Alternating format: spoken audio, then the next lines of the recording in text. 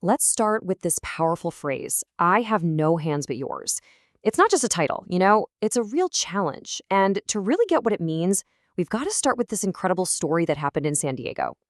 So picture this. Some vandals go and break the hands off a statue outside a church. Now, a worker there could have just gotten angry, but instead they put up a sign on that statue and it said, I have no hands but yours. Just like that, an act of vandalism was turned into this profound call to action for every single person who walked by. And that right there is the key. This sign wasn't just a clever comeback. It was tapping into a really ancient idea that we're the ones who are supposed to be the hands, doing the work of our faith in the world. It's this huge message about responsibility. But in the world we live in today, that idea also raises a pretty massive question. I mean, think about it. There are over 8 billion of us on this planet right now. That's a number that's it's almost impossible to wrap your head around. And when you're faced with a number that big, that sense of responsibility we were just talking about, it can feel completely crushing. So this is the core question, isn't it? With billions of people out there, how can any one of us, or even one small community, actually make a real meaningful difference? Well, the text we're looking at today suggests the answer is kind of hidden away in 3 old stories, 3 parables. The answer starts with these 3 stories, all about the idea of being lost.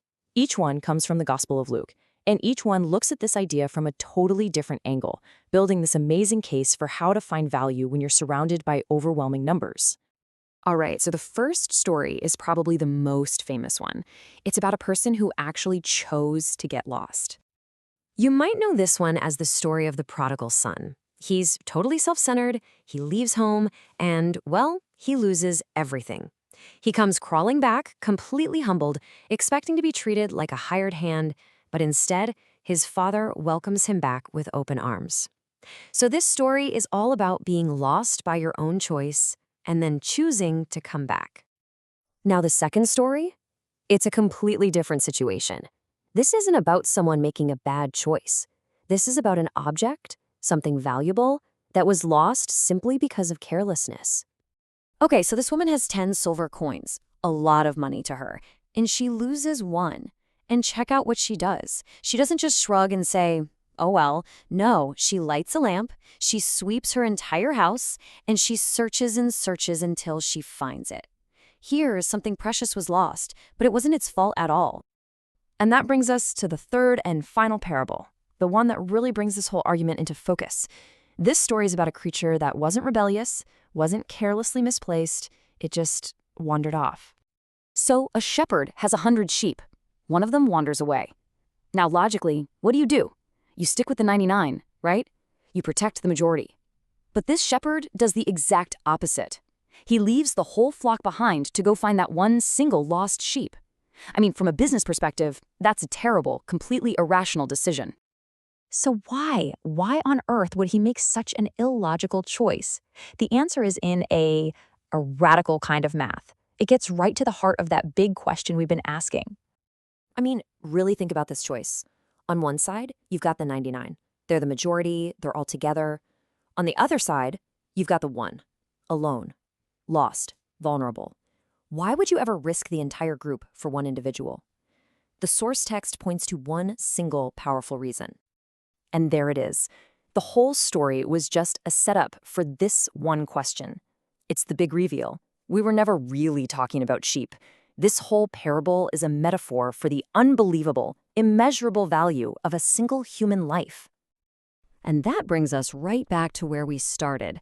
The answer to dealing with a world of 8 billion people isn't some giant impersonal system. No, according to this text, the solution is a radical, intense focus on the worth of every single individual. You don't make an impact by trying to count the billions, you make an impact by valuing the one. Now, to really drive this all home, the author shares this amazing personal story. It's like a little modern-day parable, and it perfectly shows what it means to shift your perspective, to learn to see the things that most of us just walk right past. It starts so simply. The author's just out for a walk and hears this tiny sound, a soft thud. It's the kind of thing most of us would hear and just keep going, right? But he doesn't. He stops. He actually pays attention. And what he does next really puts this entire idea into practice. He hears that little sound, he goes to see what it was, and he finds this tiny creature hidden right there in plain sight. But here's the crucial part. He doesn't just see a caterpillar. He recognizes what it's going to become. He sees its potential.